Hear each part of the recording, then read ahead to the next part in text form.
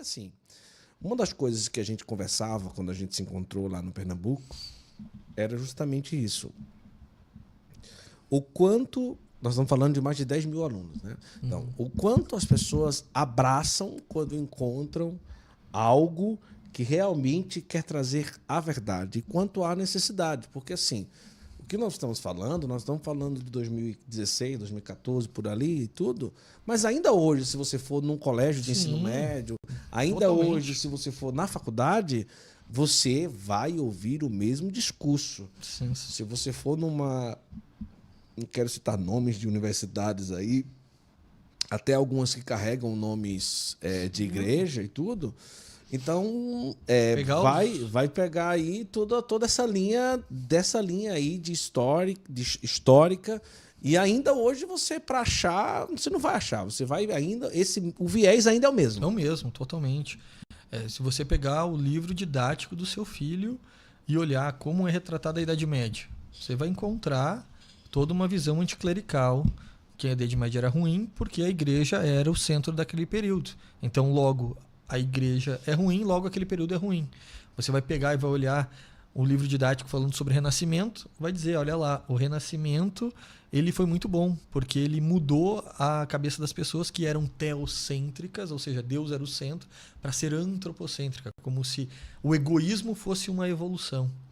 Antropocêntrico, eu só faço aquilo que me dá vontade, que é do homem. O homem é o centro, a minha vontade é o centro. Então, você pega os livros didáticos, vai ser isso. Você pega o livro didático do seu filho e olha como ele trata a respeito da criação e de todo o processo do surgimento das primeiras cidades, do homem, tudo é sempre num viés naturalista, que essa é uma ideologia que eu costumo dizer que é a mais perversa de todas. Que uma ideologia que as pessoas estão sempre muito atentas a essa questão do marxismo, ideologia de gênero, mas há outras ideologias que a gente não percebe, como o naturalismo. O que é o naturalismo? O naturalismo é você olhar para a história, olhar para o passado e excluir a ação divina da história. Muitas vezes as pessoas dizem assim, por que Deus não age como ele agia no Antigo Testamento?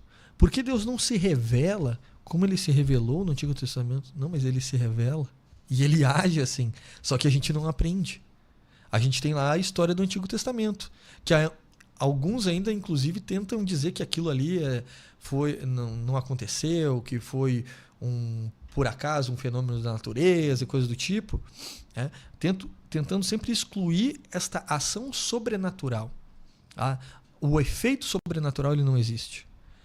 Então, isso é muito perverso, porque a gente parte de um princípio seguinte, do seguinte princípio. Se eu tenho fé, eu tenho fé que Deus pode agir na minha vida. Sim. E eu rezo para que ele haja na minha vida. Se ele age na minha vida, ele intervém na minha história. Certo?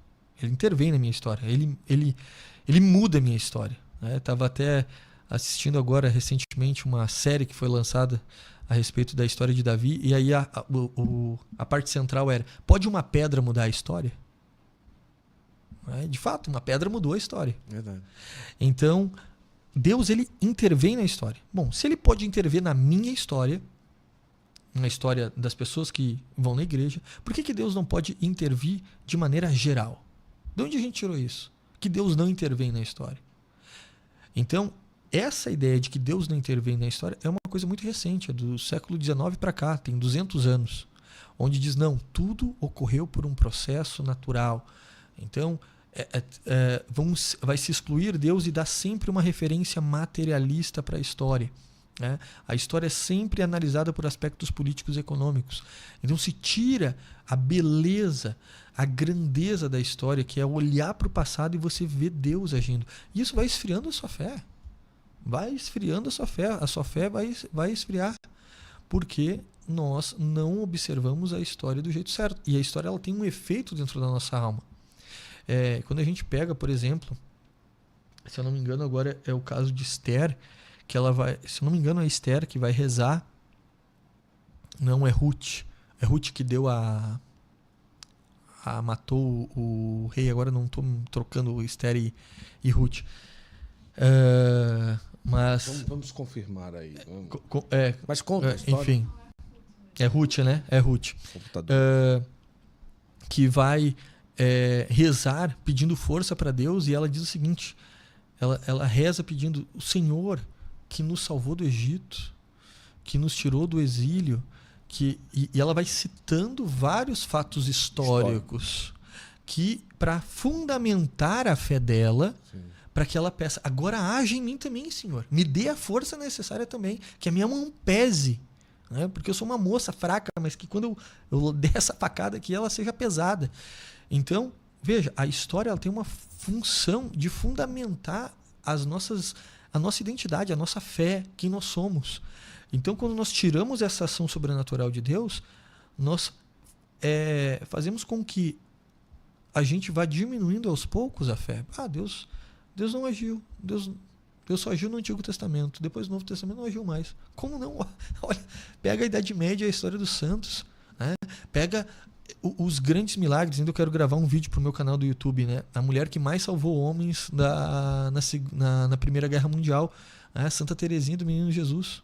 Né? Tem um livro chamado Pétalas de Rosas, que são testemunhos de centenas de soldados que viram Nossa Senhora, Santa Teresinha, que Santa Teresinha interviu diretamente na salvação deles. Eu fui agora, ano passado, a Lisieux, e no museu que está lá do Carmelo, você encontra várias medalhas de soldados, as espadas, um devocionário que um soldado tinha no peito. A pessoa fica até sem entender, né? Por que tem tanta coisa assim lá, né? Que a bala parou ali no devocionário a Santa Teresinha. Então, assim, veja, no meio de uma desgraça tremenda, você tem ali a ação de Deus dentro da história. E Deus também agiu dentro da história do Brasil. Se Deus agiu na história do povo hebreu, ele agiu na história de Portugal, ele agiu na história do Brasil, ele agiu na história das nações. Só que a gente precisa observar a história dessa maneira. Só que esse naturalismo, ele é destruidor. Ele é destruidor porque ele fez um mundo inteiro achar mais possível você ter vindo de um processo evolutivo do macaco, né? Que veio nem do macaco. Começa a acabar com as bactérias que vão lá surgindo, que vai dar o germezinho, que vai dar o peixe, tudo, até chegar o primata, até chegar a gente, do que dizer assim: Deus, ele te quis, ele te escolheu, ele pensou em ti, ele fez com que você existisse. Ele, foi Deus, foi a vontade dele, não foi um acaso. Então, isso vai afetando, querendo ou não, a nossa fé. Vai diminuindo a nossa força no sobrenatural. Porque a gente começa a achar: não, Deus só agiu lá no Novo Testamento, no Antigo Testamento. Depois ele não agiu mais.